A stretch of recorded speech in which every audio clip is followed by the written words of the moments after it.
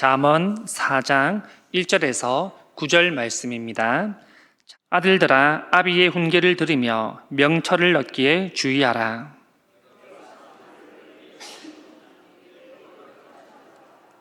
나도 내 아버지에게 아들이었으며 내 어머니 보기에 유약한 외아들이었노라.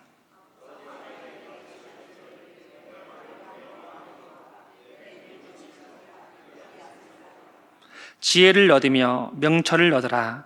내 입의 말을 잊지 말며 어기지 말라.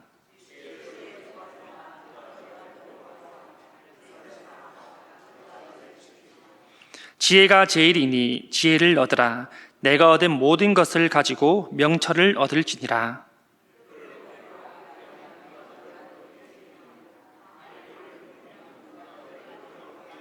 같이 합니다. 그가 아름다운 관을 내 머리에 두겠고 영화로운 면류관을 내게 주리라 하셨느니라. 아멘. 우리는 어린 시절에 부모님께 들었던 말들을 기억할 때가 참 많습니다. 물론 그 당시에는 사실 이해가 되지 않는 것들이 많았고 또 우리가 듣기 싫었던 그런 말들도 얼마나 많았습니까? 그런데 이게 시간이 지나고 또한 우리가 삶으로 직접 체험하고 경험하다 보니까 그런 말들이 틀린 것이 하나도 없다라는 것을 깨달을 때가 참 많은 것 같습니다. 오늘 본문은 이 지혜와 교훈에 대해서 솔로몬이 지금 강조하고 있는데요. 이 교훈을 사전적인 의미로 찾아보니까 앞으로의 행동이나 생활에 지침이 될 만한 것을 가르치는 것이다 라고 그렇게 정의를 하고 있습니다. 교훈은 나쁜 게 아니죠. 잘못된 행동을 바로잡고 또 경험한 것들을 본보기로 다른 사람을 깨우쳐 주려는 그런 행동입니다. 그런데 오늘날 이 교훈이라고 말을 하면 사람들은 어떻게 생각합니까? 잔소리라고 생각을 많이 하죠. 듣기 싫어합니다. 특히나 요즘 세대들은 자기의 일에 간섭하는 것을 좋아하지 않죠. 그렇기 때문에 교훈한다는 것 자체가 사실상 쉽지 않은 그런 시도이기도 합니다. 본문에서 5장 6절까지는 제7강하에 해당하는 이 솔로몬의 잠언인데요. 오늘 본문은 이 솔로몬이 어릴 적에 부모님으로부터 들었던 신앙적인 교훈들을 다시 한번 회상하고 또 들었던 그것들을 자기의 자녀와 후손들에게 전하고 있는 그러한 모습들을 그리고 있습니다. 먼저 본문 1절인데요. 아들들아 아비의 훈계를 들으며 명철을 얻기에 주의하라. 지금 이런 상황인 겁니다. 솔로몬이 이제 자기 아들들 또는 후손들을 한 자리에 모읍니다. 그리고 이렇게 말합니다. 얘들아, 아비가 지금부터 너희에게 중요하게 할 말이 있다. 그러니까 너희는 지금부터 나의 말을 잘 듣거라. 보통 이렇게 이야기할 때는 중요한 이야기를 전달하거나 또는 충고를 할 때 그렇게 말하죠. 아들들에게 이렇게 말합니다. 2절인데요. 내가 선한 도리를 너희에게 전하노니 내 법을 떠나지 말라. 지금부터 내가 너희가 선하게 사는 방법을 알려줄 거야. 그러니까 지금 너희는 나의 말을 잘 듣고 그렇게 살아갔으면 좋겠다라고 그렇게 아들들에게 또는 후손들에게 솔로몬이 말하고 있습니다. 솔로몬은 이 아이들을 모아놓고 자기의 어렸을 때를 회상하며 이야기를 하기 시작하는데요. 3절 말씀입니다. 나도 내 아버지에게 아들이었으며 내 어머니 보기에 유약한 외아들이었노라. 솔로몬은 지금 아들들에게 말하기를 내가 지금은 너희들의 아비지만 어릴 적 나도 아버지에게 사랑받는 그런 소중한 아들이었다라는 것을 먼저 말하고 있습니다. 또한 어머니가 볼 때는 나는 유약한 외아들이었다라고 그렇게 소개합니다. 유약하다라는 것은 어리고 약하다라는 뜻인데요. 이것을 히브리어로 보면 라크라는 단어를 사용합니다. 단순히 연약함이나 단순한 미숙함을 뜻하지 않고요. 이 라크는 특별한 보호와 배려가 필요한 존재라는 의미를 강하게 가지고 있습니다. 다시 말해 솔로몬은 다윗과 밧세바에서 태어난 외아들이었지만 또 다윗과 하나님의 언약 관계에 있었던 사람이었던 겁니다. 하나님의 보호하심과 하나님의 배려하심이 필요했던 그 아들이었다라는 것을 말해주고 있습니다. 이 솔로몬의 유약함은 하나님 앞에서 이 자신의 존재가 얼마나 초라하고 자신이 얼마나 하나님을 전적으로 의존하며 의지하며 살아가야 하는지를 잘 보여주는 그런 표현이기도 합니다. 솔로몬이 솔로몬 된 것은 모든 것이 하나님의 은혜임을 지금 고백하고 있는 것이죠. 자, 그렇다면 이 솔로몬과 유약하다라는 이 단어가 어울릴까요? 사실 어울리지 않습니다. 왜냐하면 솔로몬은 지금 모든 것을 가진 왕이기 때문이죠. 지혜도 가장 뛰어났으며 주변 나라에서 솔로몬의 이름을 들으면 두려워할 정도로 치를 떨 정도로 그런 명성을 떨치고 있었습니다. 오죽하면 그 당시 강대국이었던 애굽이 솔로몬과 화친하기 위하여서 자기의 딸을 솔로몬에게 내어주기까지 했겠습니까? 뿐만 아니라 외교, 경제, 군사적인 면에서도 모든 것을 골고루 뛰어나게 갖춘 왕이 바로 솔로몬 왕입니다. 그런데 솔로몬은 자신은 본래 유약했던 존재다라고 그렇게 자녀들에게 설명합니다. 사실 이것은 또한 틀린 말은 아닌데요. 지금은 왕으로서 모든 것 위에 군림하고 있는 것처럼 보이지만 그 당시에 솔로몬은 부모님께 있어서 사랑받는 한 아이에 불과했기 때문입니다. 그럼에도 불구하고 자신이 이렇게 강하게 성장할 수 있었던 이유는 바로 부모님의 바른 신앙 교육 때문이었다라는 것을 지금 자녀들에게 말해주고 있습니다. 솔로몬이 지금 가지고 있는 이 강함, 솔로몬이 가진 가장 장점이 이 지혜는 주어진 게 아니라 부모님의 신앙을 통하여서 자라난, 나타난 결과다라는 것을 솔로몬이 말하고 있습니다. 여러분, 이 이야기는 우리에게 중요한 교훈을 줍니다. 아이들의 신앙 성장은 타고나는 것이 아니라 갑자기 생기는 것도 아니라 가정을 통한 꾸준한 신앙 교육, 가르침이 있어야 됨을 우리에게 말씀하고 있습니다. 여러분, 부모는 자녀를 바르게 양육해야 되는 그런 사명감을 가지고 있습니다. 그런데 우리의 모든 삶들이 워낙 바쁘다 보니까 이 아이들을 집에서 신앙 교육할 시간들이 없다라는 것이 오늘날 문제입니다. 또는 가르치고 싶어도 배운 적이 없기 때문에 아이들을 어떻게 신앙 교육을 해야 될지 모르는 그런 부모님들도 너무나도 많이 있습니다. 그렇기 때문에 주일에 그냥 교육부서의 아이들을 맡겨놓고 잠깐 신앙 교육을 시키기도 합니다. 하지만 집에서 꾸준한 신앙 교육이 되어 있지 않으면 교회에서 잠깐 신앙 교육을 한다 하더라도 그것이 자리 잡고 성장하기가 상당히 어렵다라는 사실입니다. 가장 중요한 것은 가정에서 아이들을 어떻게 말씀으로 양육하냐라는 것이죠. 솔로몬 어린 시절을 통하여서 이 다윗이라는 아버지를 통하여서 하나님의 말씀을 듣고 신앙 교육을 배워왔습니다. 여기서 중요한 것은 신앙은 유전이 아니라 전수라는 것입니다. 그렇기 때문에 부모 세대는 아이들에게 우리의 신앙을 어떻게 전해 주어야 할지를 우리는 깊게 고민을 해야 됩니다. 솔로몬은 지금 어릴 적 아버지가 자기에게 했던 그 이야기들을 들려줍니다. 4절 말씀입니다. 아버지가 내게 가르쳐 이르기를 내 말을 내 마음에 두라. 내 명령을 지키라. 그래야 하면 살리라. 그때 내 아버지 다윗이 나에게 이렇게 말씀하셨단다. 얘야, 지금부터 내가 하는 말들을 귀 기울여 잘 듣거라. 그리고 그것을 꼭 마음에 새겨라. 그러면 너는 잘 살 거야. 라 그렇게 솔로몬에게 말해 주었다는 겁니다.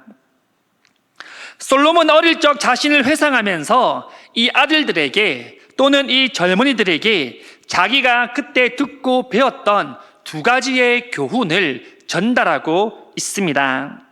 첫째는 지혜를 얻으며 명철을 얻으라는 교훈이었습니다. 본문 5절 말씀인데요. 지혜를 얻으며 명철을 얻으라. 내 입의 말을 잊지 말며 어기지 말라. 이 말은 다윗이 아들 솔로몬에게 했던 말인데요. 예를 들면 이런 겁니다. 어떤 농부가 주인의 땅을 경작을 하다가 숨겨진 보물을 발견하게 됩니다. 그런데 이 땅은 좋은 토지가 아니고 돌이 많은 싹이 자라기 힘든 그런 버려진 폐허입니다. 하지만 그 보물을 발견한 농부, 그 보물의 가치를 나는 농부라면 자기의 모든 재산을 다 팔아서라도 그 땅을 사려고 할 것입니다. 왜냐하면 지금 그 보물이 내가 가진 모든 것보다 더 값지다라는 것을 알기 때문입니다. 지금 다윗이 이와 같은 말을 솔로몬에게 하는 겁니다. 너는 지혜와 명철을 마음에 있어서 어떤 마음을 가져야 되냐면 네가 가진 모든 것을 다 바치고 투자해서라도 너는 지혜와 명철을 반드시 얻어라 라고 그렇게 말했다라는 것이죠. 이 지혜라는 것은 단순한 경험에서 나오는 것이 아니라 영적인 통찰력에서 나옵니다. 하나님을 아는 지식이며 하나님을 경외하는 마음으로부터 나오는 것이 바로 지혜라는 것이죠. 잠언이 궁극적으로 말하는 그 지혜는 바로 예수 그리스도이십니다. 고린도전서 1장 24절에서는 이렇게 말씀하시는데요. 오직 부르심을 받은 자들에게는 유대인이나 헬라인이나 그리스도는 하나님의 능력이요 하나님의 지혜니라. 그리스도는 하나님의 능력이며 하나님의 지혜인 줄을 믿고 고백할 수 있기를 간절히 소망합니다.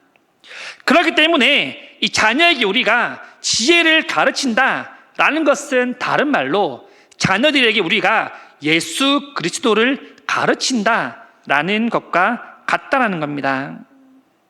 그렇다면 우리가 왜 자녀들을 신앙 교육해야 되는지, 왜 지혜를 가르쳐야 되는지를 우리는 알 수 있게 되는 것이죠. 우리의 자녀들이 예수님을 알고 예수님만을 사랑하며 예수님만을 따르는 자로 그렇게 살아가는 마음들이 있기 때문입니다. 여러분, 솔로몬이 하나님 앞에 지혜를 구했었는데요. 그것은 결코 우연이 아닙니다. 머리를 굴리다가 그냥 지혜를 선택했던 것도 아닙니다. 아버지 다윗으로부터 이 지혜와 명철의 가치를 배웠기 때문입니다. 솔로몬은 하나님이 무엇을 원하냐는 그 질문에 가장 가치 있는 그렇게 배웠던 지혜를 구하게 됩니다. 그렇듯이 여러분, 자녀 신앙 교육은 너무나도 중요합니다. 자녀들은 부모님에게 배운 그대로 말하고 부모님이 하는 행동을 그대로 따라합니다. 부모님의 가치관을 물려받게 되고 무엇보다 부모님의 신앙의 유산을 받게 됩니다. 그렇기 때문에 내가 지금 자녀 앞에 어떻게 보이고 있냐라는 것은 너무나도 중요하다는 것이죠. 다윗은 지금 단순히 솔로몬에게 부모 공경에 대한 이야기를 하려는 것이 아닙니다. 살아가면서 필요한 것이 무엇인지, 무엇이 가장 가치 있고 무엇이 네가 모든 것을 다 팔아서라도 얻어야 하는 것인지를, 그 가치를 지금 솔로몬에게 말하고 있습니다. 여러분, 자녀들에게 세상에서 가장 소중하게 지켜야 할 것들을 말해준다고 할 때 여러분들은 어떤 것이 가장 소중하다라고 자녀들에게 가르쳐 주시겠습니까? 둘째는 내 입의 말을 잊지 말라입니다. 다윗은 꼭 지혜와 명철을 구해야 함을 말하면서 이번에는 해서는 안 되는 것들도 솔로몬에게 가르쳐 줍니다. 5절 후반절과 6절 말씀인데요. 내 입의 말을 잊지 말라. 어기지 말라. 지혜를 버리지 말라. 그가 너를 보호하리라. 그를 사랑하라. 그가 너를 지키리라. 지금 내가 말하고 있는 것들을 너는 허투루 들어서는 안 된다. 잘 새겨들어라. 그리고 결코 지혜를 외면하거나 떠나서는 안 된다라고 말합니다. 이 이야기는 단순히 내가 너의 아버지니까 아버지 말에 무조건 순종해야 된다라는 것을 가르치고 있는 것이 아닙니다. 하나님의 지혜가 얼마나 가치 있으며 넌 하나님의 말씀에 따라 순종하며 살아야 될 것을 기억하고 마음에 새겨야 한다라는 것을 말해 주는 것이죠. 그렇게 할 때 어떻게 한다라고 말씀하셨습니까? 6절 후반전에 보시면 이렇게 말씀하시는데요. 그가 너를 보호하리라. 그를 사랑하라. 그가 너를 지키리라. 지혜를 마치 사람처럼 의인화시켜서 말하고 있습니다. 이성 간의 뜨거운 사랑을 나누는 것처럼 너는 지혜를 사랑해라고 말합니다. 너는 지혜를 지켜라고 말합니다. 여러분, 우리는 어릴 적 부모님부터 들었던 그 교훈들을 아직도 기억하고 계십니까? 어릴 적 이런 말들은 정말 많이 들었던 것 같습니다. 공부해서 남주냐? 공부 못하면 대학 못 간다. 기도할 때마다 지혜를 구하는 기도를 해라. 너는 결혼하면 꼭 가정 예배를 드려라. 이런 말들을 어릴 때 참 많이 들었던 것 같습니다. 그 당시에 들을 때는 사실 이해하지도 못하고 이게 무슨 말이지라고 했지만 세월이 지나가면 지나갈수록 부모님이 하셨던 그 말씀이 너무나도 중요한 말이었다는 것을 기억하게 됩니다. 서로에서 말씀드렸다시피 많은 젊은 세대들은 교훈을 싫어합니다. 심지어 초중학교에서도 교장 선생님의 교훈 말씀이 있겠습니다라고 하면 아이들은 그때부터 몸을 빌빌 꼬기 시작합니다. 그래서 요즘 교장 선생님들의 훈계들은 과거에 비해 상당히 짧습니다.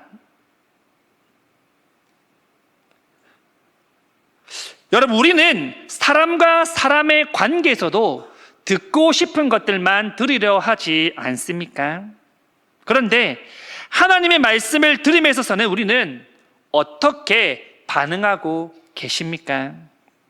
온전히 들은 말씀대로 내가 살기 위하여서 발버둥 치면서 하나님 앞에 매달리는 그런 삶들을 살아가고 계신지요?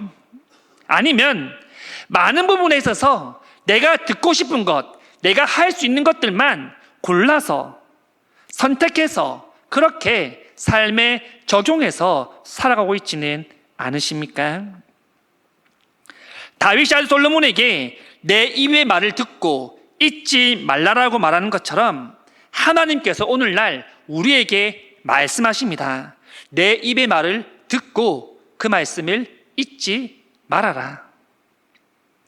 여러분, 우리 또한 하나님 주시는 그 말씀을 늘 귀 기울여 들으며 잊지 않기 위해 날마다 힘써야 될 줄 믿습니다. 솔로몬은 아버지 다윗에게 어릴 적 들었던 교훈들을 이 아들들 또한 젊은이들 그리고 성경을 읽는 우리들에게 전하면서 다시 한 번 더 지혜에 대해서 강조하는데요.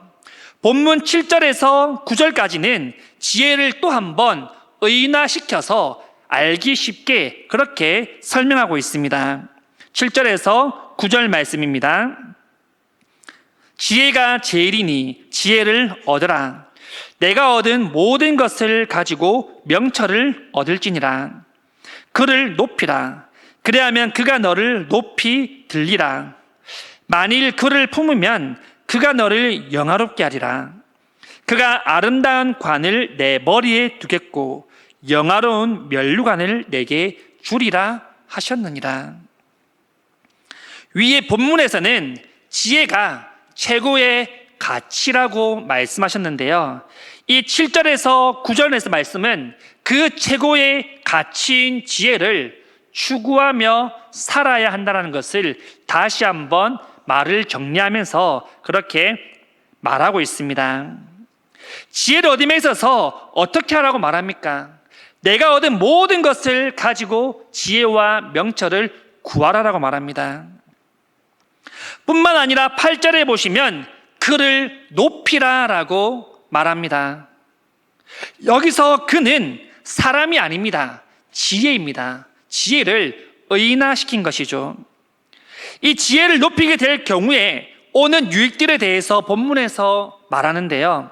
지혜를 높이면 지혜도 너를 높이게 할 것이다. 너를 높여줄 것이다. 너가 지혜를 품으면 그 지혜가 너도 품을 것이다 라고 그렇게 말하고 있습니다. 내가 지혜를 어떻게 대하느냐에 따라서 그 지혜가 똑같이 나에게 대한다라는 것을 말하고 있습니다. 그리고 9절 말씀인데요. 그가 아름다운 관을 내 머리에 두겠고 영화로운 면류관을 내게 주리라 하셨느니라. 여러분, 관은 누가 쓰는 겁니까? 왕이 쓰지요. 본문에서 아름다운 관을 내 머리에 두겠다라는 이 표현은 왕이 누리는 그 모든 영화를 지혜가 가진 자들이 누릴 것이다 라는 것을 말씀해 주고 있습니다. 말씀을 맺겠습니다. 우리는 본문을 통하여서 다윗이 얼마나 솔로몬에게 신앙 교육을 잘했는지를 우리가 볼 수 있습니다. 또한 솔로몬 또한 얼마나 그 신앙 교육을 잘 받고 자랐는지를 우리가 알 수 있습니다. 부모님이 신앙 교육을 아무리 잘해도 자녀가 듣지 않으려 하면 무슨 소용이 있겠습니까? 하지만 솔로몬은 부모님이 자신에게 했던 어릴 적 그 이야기들, 그 충고들을 기억하고 있었고 그것이 너무나도 중요한 가치임을 알고 있었기 때문에 후대의 자녀들과 후손들에게 그 이야기를 전해주고 있습니다. 여러분, 다윗과 솔로몬, 이들은 위대한 신앙을 가진 자들입니다. 어떻게 하면 하나님이 위해 내가 살 것인가? 어떻게 하면 내가 하나님께 영화롭게, 하나님을 영화롭게 하는 삶을 살 것인가라는 그 고민을 늘 품으며 살았던 왕들입니다. 하지만 우리가 오해해서는 안 되는데요. 이 사람들은 다윗이니까, 솔로몬이니까, 위대했던 사람들이니까 그렇게 살았을 거야 라고 생각해서는 안 된다는 겁니다. 왜냐하면 그들 또한 우리와 같은 사람이기 때문이죠. 부족함이 참 많았던 사람들입니다. 솔로몬의 고백에도 나와 있지 않습니까? 솔로몬은 자신에 대하여서 유약했다라고 그렇게 표현을 합니다. 하지만 하나님의 말씀대로 그들이 살려고 발버둥 칠 때 하나님의 능력을 인정하고 하나님의 위대하심과 그분의 다스림 가운데 모든 것을 내려놓고 나아갈 때 비로소 하나님께서 그들을 높여주셨다라는 것입니다. 그들은 하나님의 은혜에 전적으로 의존한 그런 삶의 열매를 맺었던 사람들입니다. 여러분, 우리 또한 하나님의 은혜에 전적으로 의존하며 살아갈 수 있기를 소망합니다. 또한 그로 인하여서 아름다운 삶의 열매들을 맺어갈 수 있기를 소망합니다. 오늘 하나님 우리에게 말씀하십니다. 내 입의 말을 잊지 말라.